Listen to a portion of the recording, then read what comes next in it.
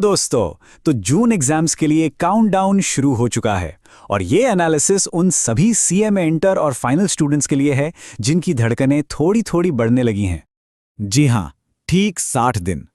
वक्त सच में रेत की तरह हाथों से फिसल रहा है और अब हर एक दिन, हर एक घंटा कीमती है। देखिए, इस टाइम पर सबसे कॉमन फीलिंग क्या होती है? यही ना कि काश काश थोड़ा और टाइम मिल जाता। लेकिन असली बात यह है कि एग्जाम्स क्लियर करने के लिए ज्यादा टाइम नहीं, ज्यादा फोकस चाहिए। चलिए इसी आइडिया को और गहराई से समझते हैं। तो सबसे पहले एक सच्चाई को, एक रियलिटी चेक को मानना पड़ेगा। इन 60 दिनों में 100% सिलेबस को परफेक्ट तरीके से कवर करना लगभग नामुमकिन है। तो फिर स्मार्ट तरीका क्या है? जैसा कि यहां साफ साफ दिख रहा है, हमारे सामने दो रास्ते हैं। पहला, 100% सिलेबस के पीछे भागना, जो कि एक तरह का जाल है और अक्सर अधूरा ही रह जाता है। और दूसरा रास्ता है स्मार्ट वर्क का, यानी 70 से 80% सिलेबस को ही पकड़ो, लेकिन इतनी मजबूती से कि उसे कम से कम 2 बार रिवाइज कर सको। याद रखिए, इस खेल में क्वालिटी हमेशा क्वांटिटी पर भारी पड़ेगी। तो ठीक है, 60 दिन है और स्मार्ट कवरेज करना है, पर कैसे? आइए इन 60 दिनों को एक सॉलिड एक्शन लेने वाले प्लान में तोड़ते हैं। यह है आपका 3 फेज मास्टर प्लान। पहला फेज, जो कि सबसे लंबा है, पहले 40 दिनों का, यह है कवरेज का। इसमें उस 70-80% सिलेबस को अच्छे से समझना और खत्म करना है। फिर आता है दूसरा फेज, अगले 10 दिन। ये पूरी तरह से रिवीजन और प्रैक्टिस के लिए हैं। पेपर्स सॉल्व करो, अपनी कमजोरियां पहचानो और आखिर में लास्ट के 10 दिन ये हैं फाइनल पंच के लिए, मॉक टेस्ट और हर मार्क्ड टॉपिक का जबरदस्त रिवीजन। अब अगर पूरा सिलेबस कवर नहीं हो रहा तो परफेक्शन के पीछे भागने का तो कोई मतलब ही नहीं है। यहां जरूरत है एक स्मार्ट मूव की, थोड़ा स्मार्टनेस का तड़का लगाने की, और वो है सिलेक्टिव स्टडी। तो ये जरूरी टॉपिक्स पता कैसे चलेंगे? बहुत सिंपल है। सबसे पहले पिछले एग्जाम्स में देखो कि किस चैप्टर से कितने मार्क्स का आया है। फिर अपने स्टडी मटेरियल के सवालों को एनालाइज करो। उन चैप्टर्स को ढूंढो जहां मेहनत कम और नंबर ज्यादा मिल सकते हैं। और हाँ, ये सबसे जरूरी है, कम से कम पिछले 3 अटेम्प्ट्स के एमक्यूपी और पीवाईपी पेपर्स को पूरी तरह से सॉल्व कर डालो। चलिए अब जरा और अंदर चलते हैं और देखते हैं कि रोज का एक एक दिन का प्लान कैसा होना चाहिए। दिन के 9 घंटे की पढ़ाई को कुछ ऐसे बांटा जा सकता है: 4 घंटे प्रैक्टिकल सब्जेक्ट्स के लिए, 3 घंटे थ्योरी के लिए, और ये सबसे जरूरी है, 2 घंटे सिर्फ और सिर्फ रिवीजन के लिए। एक बात गांठ बांध लीजिए, अगर ये 2 घंटे का रिवीजन मिस हुआ ना, तो इसकी कीमत बहुत भारी पड़ सकती है। ये नॉन नेगोशिएबल है।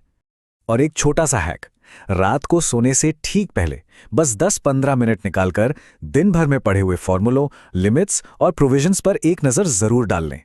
ये चीज़ों को दिमाग में सीमेंट करने जैसा काम करता है। देखिए, क्या करना है ये जानना जरूरी है, पर उससे भी ज्यादा जरूरी है ये जानना कि क्या नहीं करना है। चलिए अब उन बड़ी गलतियों पर बात करते हैं जिनसे हर हाल में बचना है। सबसे पहली और सबसे बड़ी गलती, पैसिव रीडिंग, मतलब बस किताब खोलकर पन्ने पलटते जाना। इससे मन को एक झूठी तसल्ली मिलती है कि हाँ, 3 घंटे पढ़ाई हुई, लेकिन ये पढ़ाई नहीं है, ये बस टाइम पास है। असली पढ़ाई होती है एक्टिव स्टडी, जब आप नोट्स बना रहे हों, सवाल सॉल्व कर रहे हों और खुद से सवाल पूछ रहे हों। दूसरी बड़ी गलती, रट्टा मारना। बिना समझे रटी हुई कोई भी चीज ज्यादा दिन तक याद नहीं रहती, और जैसे ही एग्जाम में थोड़ा घुमा फिराकर सवाल आया, सब कुछ दिमाग से साफ हो जाएगा। इस आखिरी वक्त में कोई भी नई किताब या नए नोट्स उठाना कंफ्यूजन क्रिएट करने जैसा है। आपने जिन किताबों और नोट्स से अब तक पढ़ाई की है, बस उन्हीं पर भरोसा रखिए। ये बात इतनी जरूरी है कि इसे बार बार कहना पड़ रहा है। रोज के रिवीजन को इग्नोर मत कीजिए। रोज नया नया पढ़ते जाने का कोई फायदा नहीं अगर पुराना दिमाग से निकलता जा रहा है। इस समय पैनिक होना, घबराहट होना बहुत नॉर्मल है, लेकिन उस घबराहट में आकर बार बार सब्जेक्ट्स या टॉपिक्स बदलना, ये सबसे बड़ी बेवकूफ़ी होगी। जो पैटर्न बनाया है उस पर टिके रहिए और बस मेहनत करते जाइए। और हाँ, नींद, इसे हल्के में मत लेना। कम से कम 6 घंटे की अच्छी नींद सिर्फ आपको फिट नहीं रखेगी, बल्कि आपकी मेमोरी, रिटेंशन और फोकस को भी कई गुना बढ़ा देगी। याद रखिए, 14 घंटे भटकते हुए मन से पढ़ने से कई गुना बेहतर है 8-9 घंटे की फोकस्ड पढ़ाई। चलिए अब अपनी सोच को, अपने नजरिए को थोड़ा बदलते हैं और फाइनल पुश के लिए तैयार होते हैं।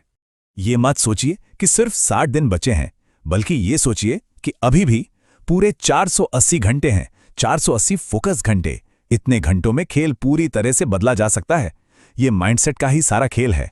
तो आखिर में एक सवाल, एक विनर की स्ट्रैटेजी में और बाकियों की स्ट्रैटेजी में सबसे बड़ा फर्क क्या होता है?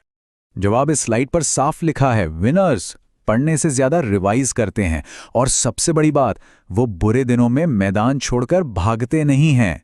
मुश्किल दिन आएंगे, पर जो टिका रहेगा जीत उसी की होगी। तो बस अपने प्लान पर टिके रहिए और आज से ही लग जाइए। All the best.